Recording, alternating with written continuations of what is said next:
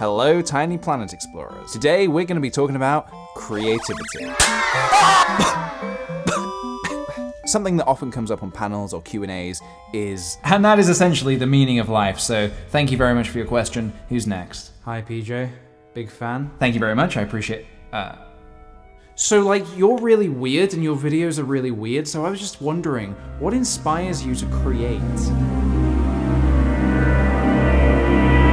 Also, can you give this letter to Dan Is Not on Fire? Whenever I'm asked this question, my brain goes into a state of meltdown, which is kind of scary. It's a weird one because when you're creating, you never stop and think, wait a minute, how am I doing this? But I've been thinking about some of my processes and thought it could be cool to talk about it. First of all, you cannot create anything until you've had a taste of that special sauce. It's beautiful, it's special. I of course mean inspiration. Inspiration is the special sauce. They don't sell it in bottles, believe me, I checked. Generally, you need something to go off, even if it's just a glimmer of an idea. It doesn't need to be super ambitious, it doesn't need to be good. It just needs to be a single thought. But wait, easy now with that thought. At this stage, it's precious. You don't want to go ahead and just start making it. You need to naturally let that junk develop.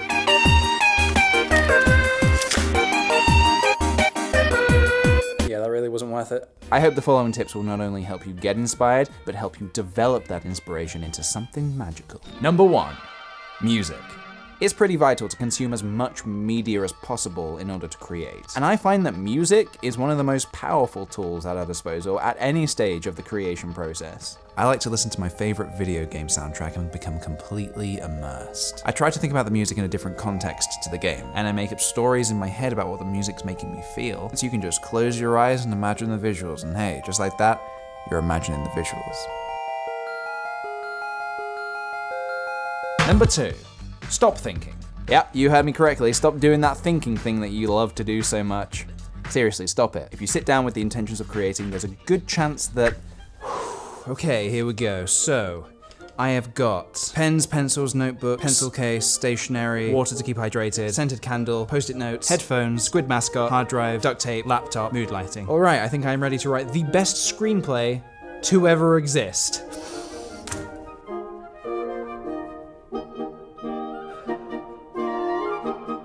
I should probably take a break. Sometimes your brain needs to just step away from the project, go outside, relax. I find some of the most genuine ideas come out when we're not stressing about doing that thinking thing that we do so much. And it segues nicely into my next point. Number 3, take a shower.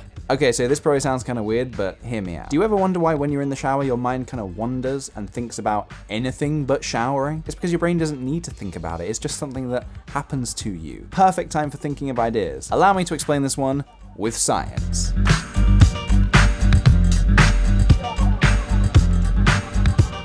A chemical we all know and love called dopamine usually flows through our brain boxes when we're at our most relaxed. For example, it can be triggered by listening to music, playing video games, floating through space, and yes, even showering, especially showering. Activities like this are wonderful distractions to allow your brain to free itself up a bit and think more creatively about things that it's usually too busy to think about. And hey, you know it's legit because I'm wearing glasses.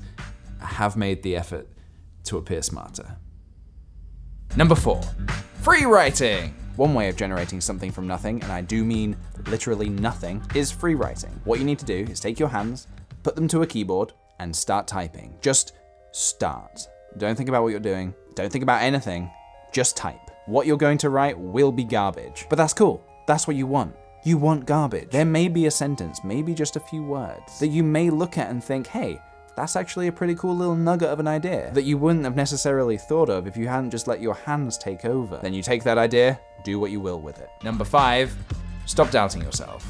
There's this thing that sometimes we like to fancy up and call writer's block, but a lot of the time, I just call it doubt. Doubt is one of the worst things that you can experience when you're trying to be creative. Constantly questioning your ideas before you give them a chance to breathe. Don't shoot down your idea about the super crime fighting turtles for your screenplay until you've properly thrown some ideas around for it at least. I know, it is difficult to get past that wall of doubt. You get it? It's a wall of doubt. It's kind of like a metaphor.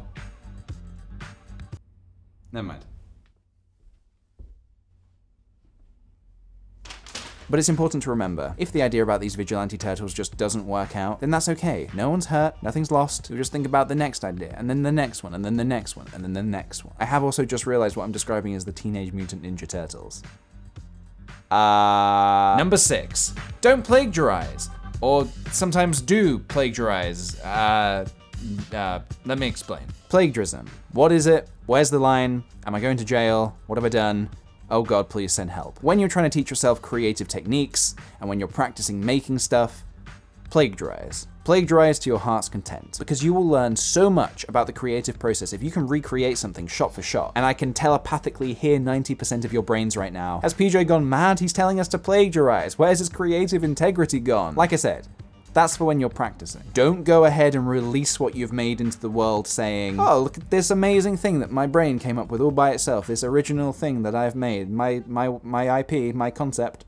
Because that is a big, big no-no, and nobody will want to be your friend. You need to take the skills that you've learned and apply them to your own original idea, and you'll come out of it having made something that is inspired by the thing that you plagiarize, but it'll have your own personal spin on it. It won't just be a mimic of the other thing. It will be your idea with skills that you have learned from seeing what other people have done. And that is such a great way to learn. Boom! That could have been a TED Talk.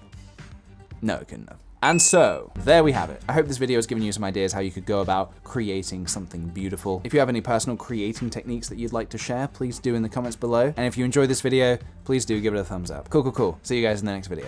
Bye.